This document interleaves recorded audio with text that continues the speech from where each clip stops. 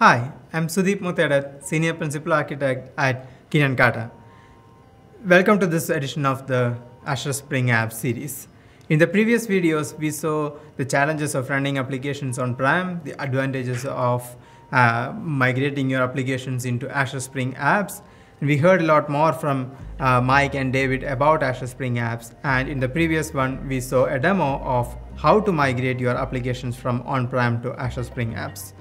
In this video, we will cover how to automate all of this in an enterprise setting.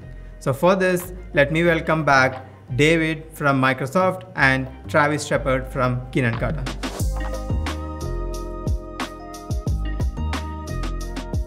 Hi, I'm Travis Shepard, a platform engineer at Kin Carta.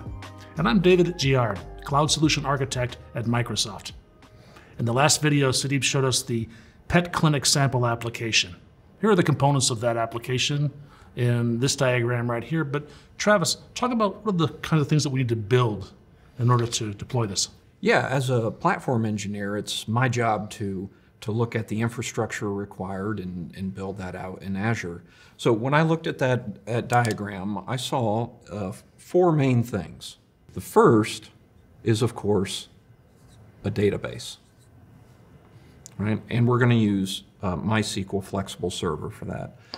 The second are logs, and we're going to use Log Analytics. Third, we want App Insights. And finally, we need our instance of Azure Spring Apps. Excellent. Now we know where we're going. Let's talk about how to get there. What are the steps involved in deploying this application to Azure? Yeah, so taking a look at Azure Spring Apps, I saw several more features that we would want to use. Sudeep mentioned these in the last video. So those would be your build server, your configuration server, and your service registry. Now, as far as your application gateway, I didn't see that the Pet Clinic was using an application gateway, so I'm going to leave that out, as well as the API portal and some of the other dev tools. But between the database, the logs and insights, and Azure Spring Apps, those are all the resources that we'll need, and I will show you how to do that using infrastructure code. Let's take a look right now. All right. With the steps you showed us, are there multiple options that we can use for deployment? Yes, there are a lot of options. So let me diagram some of the variations we can take and which ones that I chose. So from the source, right, we have infrastructure code, which can come in the form of ARM templates, Bicep, and Terraform. All right. Now, the Pet Clinic is written in Java, and that's definitely what we're going to deploy. But Azure Spring Apps supports .NET, Python, Go, and a lot of different applications. So we're going to look at our source code first, right? Next, in our CI/CD system. That's continuous integration and continuous deployment. That's right. We're going to integrate the code and build it before we deploy it. So we have a lot of choices there, of course. Azure DevOps, GitHub, GitLab, Bitbucket, Jenkins. A lot of options we can take there. And of course, our destination is Azure. So the choice that I made was to use Terraform and Java. And I'm going to use GitHub to build and deploy that over to Azure. I would love to see you do that. I would love to show you. Okay, David, we're here in Visual Studio Code, and I've brought down the Pet Clinic application. And my goal is to not change anything with the application. My goal is to simply build the infrastructure that's going to run these microservices. So I've created an infrastructure folder, and I've written my Terraform code. Okay, so the first thing we need is, of course, a resource group, and that's going to hold all of the resources we just talked about.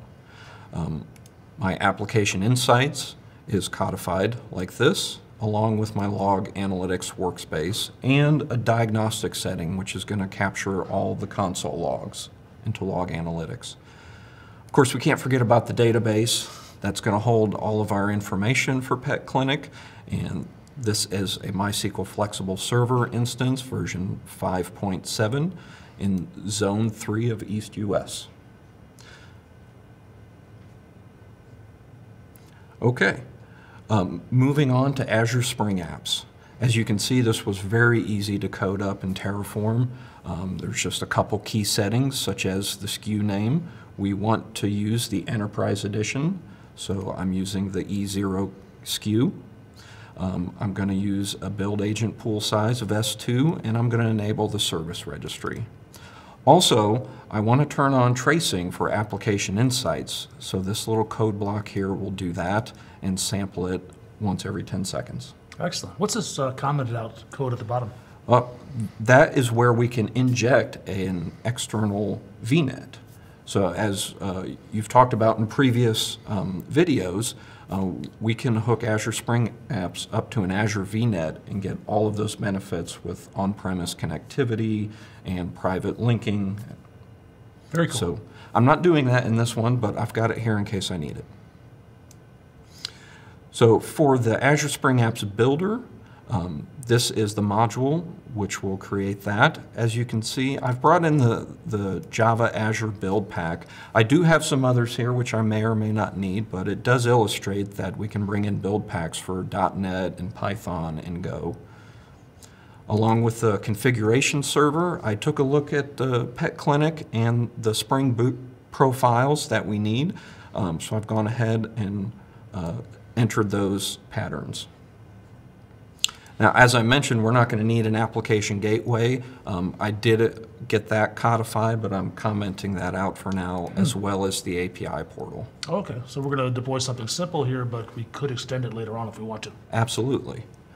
Now, for the individual applications, this is how the customer service will look, giving it the name customer service. I am using a managed identity, so we can utilize roles and assignments in Azure. You can see where I connected it to the configuration service and the service registry. Now, one important point about the customer service that Sudeep talked about is the service connector. This connects to the MySQL database. So this block of code will create the service connector and tie MySQL to the customer service so they can communicate. Got it. And you've got other microservices here as well that look very similar to this, right? Yep, they all look almost exactly the same. Very cool. And ultimately, you're going to plug this into a CI/CD pipeline. Yep. How does that work? Show me that. Yeah, so we chose GitHub. So I worked on some GitHub actions. And first of all, to run our Terraform, we need to run the Terraform CLI. And this is the standard Terraform commands that you use across the board. Works the same for Azure Spring Apps. So I'm going to plan to build resources and then apply that, and we'll see those appear in Azure. For the applications, when we're deploying our code, we use a little different, I'm going to cut that, go back. For our applications, we're going to use a set of actions which will do a Maven build, and then log into Azure and do a very simple Azure Spring Apps deploy. Interesting. Yeah.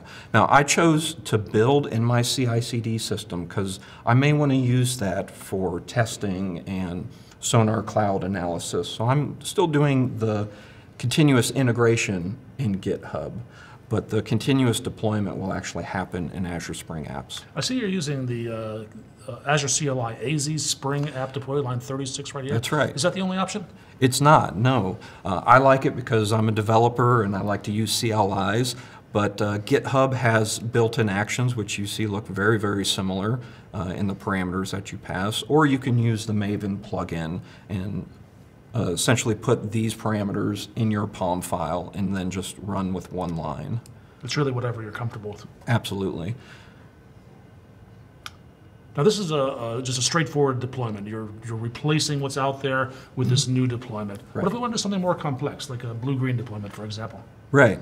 I did that with the vet service, and you'll see that goes from a one-step process to a three-step process, where I'm going to delete the inactive deployments first, then I'm going to create a brand new deployment, and then I'm going to set that new deployment as the active deployment. So I'm essentially swapping staging into production. Okay, a little bit more complex, but not a whole lot, and it gives us more power. Absolutely. If you're ready, we can look at GitHub and see what happened there. Dude, I am more than ready. All right. All right, so this is GitHub. I've got all green check marks, which looks really good to me. The first one was our infrastructure create.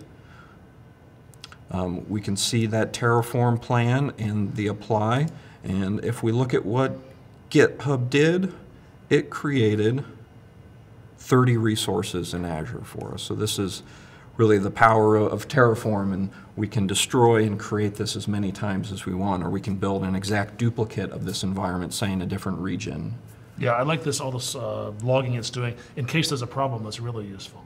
It's probably also worth noting that this was done before we started recording, that this can take some time to deploy 30 resources. Absolutely. This took about 35 minutes. Right. Yeah. So going back, I ran our 5 deployments for our 5 microservices. So customer service, which does the basic replace of the deployment. That one looks like this. Azure login, we added the Spring extension, and then did Azure Spring App deploy. And you can see it, the build server in Azure Spring Apps, taking that jar file and containerizing it and getting it up and running. So GitHub says everything worked well. Let's just prove it. Let's look at the portal and see the services. Absolutely. If we go over to Azure, we see Pet Clinic Enterprise Demo in the East US. That's our resource group. Inside that group, we certainly have Azure Spring Apps, the MySQL Flexible Server, there's our Insights and our Logs Analytics workspace. So looking at Azure Spring Apps, I would expect to see 5 applications.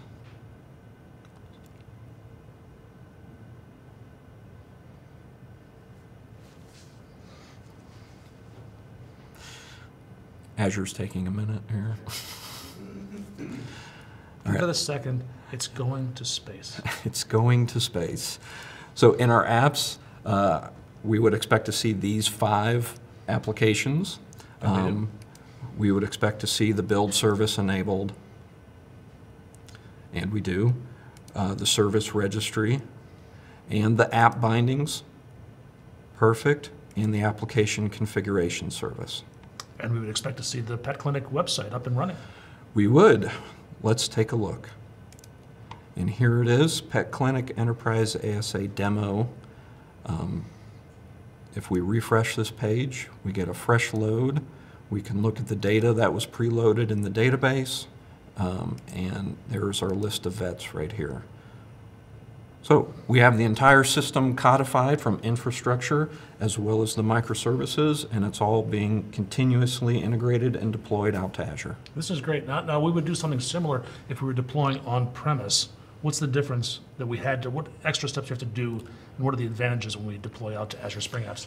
Yeah, to me it seems like a lot less steps because once you codify that infrastructure, running the Terraform command line takes care of provisioning it, and using Azure Spring Apps takes care of running my microservices.